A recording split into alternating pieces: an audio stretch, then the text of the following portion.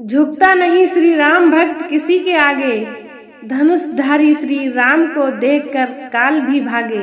जय श्री राम मित्रों, कथा को पूरा सुना करें। कथा को पूरा सुनने से हनुमान जी महाराज की कृपा आप पर हमेशा बनी रहेगी।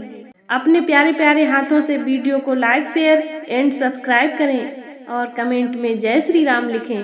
तो चलिए आज की कथा प्रारंभ करते हैं। आज की कथा है रावण को सूचना।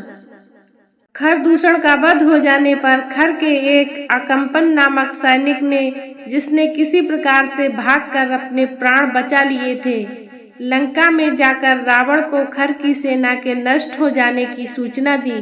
रावण के समक्ष जाकर वह हाथ जोड़कर बोला, हे लंकेश, दंडकारण्य में स्थित आपके जन स्थान में रहने वाले आपके भाई खर और दूषण तथा उनके 14 सहस्त्र सैनिकों का वध हो चुका है।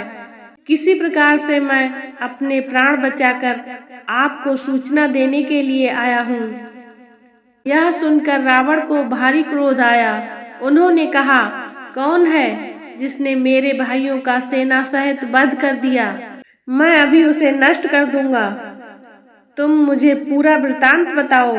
अकंपन ने कहा, हे लंकापति, अयोध्या के राजकुमार राम ने अपने पराक्रम से अकेले ही सभी राक्षस वीरों को मृत्यु के घाट उतार दिया।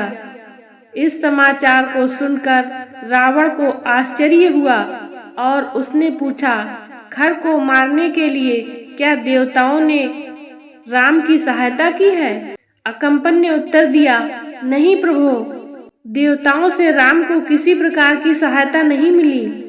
ऐसा उसने अकेले ही किया है। वास्तव में राम तेजस्वी, शक्तिवान और युद्ध विद्या में पारंगत योद्धा है। खर जैसे रणबांकुरे, जिसकी एक गर्जना से सारे देवता कांप जाते थे, उनकी शक्तिशाली सेना सहित उसने खेल ही खेल में समाप्त कर दिया।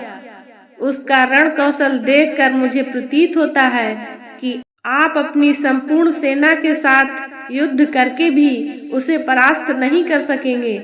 मेरे विचार से उस पर विजय पाने का एक ही उपाय है। उसके साथ उसकी अत्यंत रूपवती, लावण्यमयी और सुकुमारी पत्नी भी है। राम उससे बहुत प्रेम करता है। वह अपनी पत्नी के बिना एक पल भी नहीं रह सकता।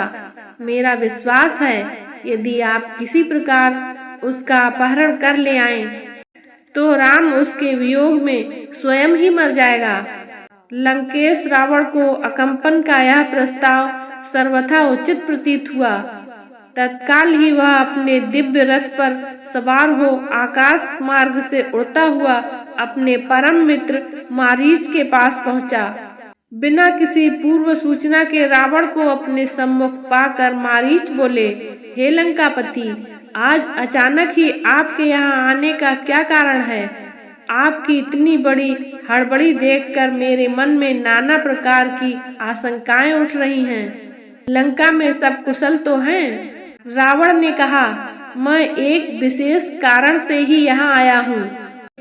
अयोध्या के राजकुमार राम ने मेरे भाई खर और दूषण को उनकी सेना सहित मार डाला है। अब मैं चाहता हूँ कि राम की पत्नी का अपहरण कर लूँ और इसके लिए मुझे तुम्हारी सहायता की आवश्यकता है।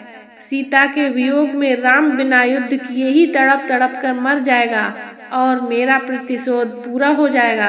रावण के वचनों को सुनकर मारीच बोला, हे लंकापति, तुम्हारा यह विचार सर्वथा अनुचित है।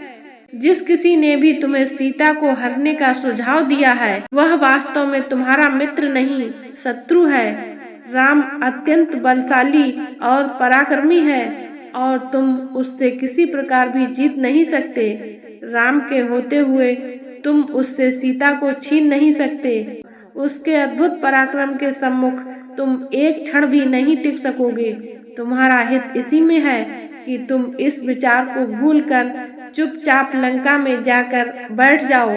मारीच का उत्तर सुनकर निराश रावण लंका लौट आया। आज की कथा को यहीं पर विराम देते हैं।